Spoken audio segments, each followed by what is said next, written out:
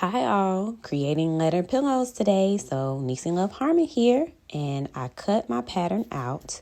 I chose the letter J, and I take the fabric and I want to make sure that I am going along the selvage edge of the fabric.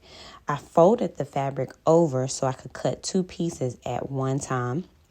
Now, the selvage edge of the fabric is the fabric side that is frayed, as you can see. And I want to line my pattern right along that line. So I'm going to take the pattern, lay it down on the fabric, and then after I do that, I will pin it. Now, I want to pin both pieces at the same time, and watch me pin. I go down into the fabric, make sure that it hits on the back end of the fabric or both pieces, and then pull it back up. And that, if you have a pattern with a cutout in the middle for the letter, go ahead and cut it. Voila! I have cut out my pattern, and now this is the right side and this is the wrong side. So what I'm going to do is put my right sides together, which means I put the sides that look the best together, and I put them on top of one another, and the wrong sides are facing outwardly. So I will turn this around so that it actually looks like a J, and you know what we're doing. And let's move to the next step. Once I turn this thing over, so I'm going to get my clips as well as my sewing pins, as you can see, and I'll show you how to install both. So with my sewing clips, all I do is pierce both pieces of fabric together and pierce them together as such. So this is simple. I like to use these instead of pins because it's easier. However, you can also use the sewing pins as you see I'm doing, but leave an opening on one of the straight sides, about 3 inches of an opening, so that you can turn it.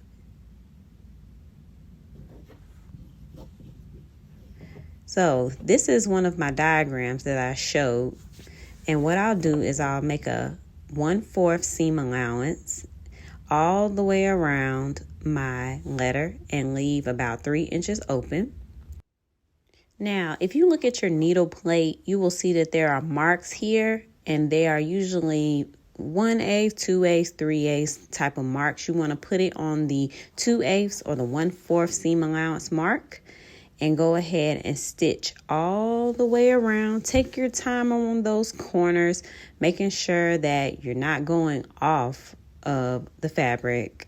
Otherwise, your pillow could fall apart. So I'm taking the pins out as I sew. You never sew over a pin because that could possibly break your sewing machine. So now what we're going to do is clip the curves, and what we do is we create and cut little slits, not through the stitching, but just little slits. It helps it to turn the pillow better, and you'll be able to form your shape a little bit better if you clip the curves. So I've done that, and I've sewn all the way around, and now it's time to turn it inside out. So take your time and try to get in those corners as best as possible.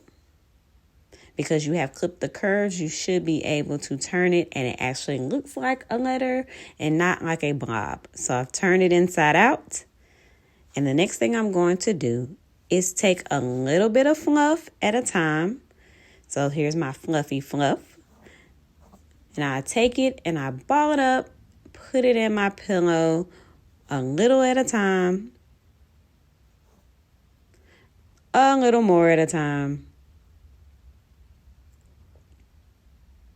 And I continue to do this until it is fully stuffed with fluff.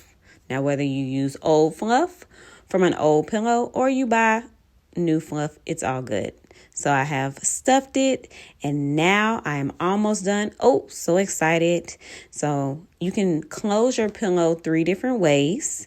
You can either sew it with your sewing machine, but you have to make sure you get both pieces of fabric within the seam, or And what I'm doing here is I'm pinning it to make sure that it stays. So you can either sew it on your machine, or you can hand sew if you know how to hand sew, or you can hot glue it because that's a cheap way to do it.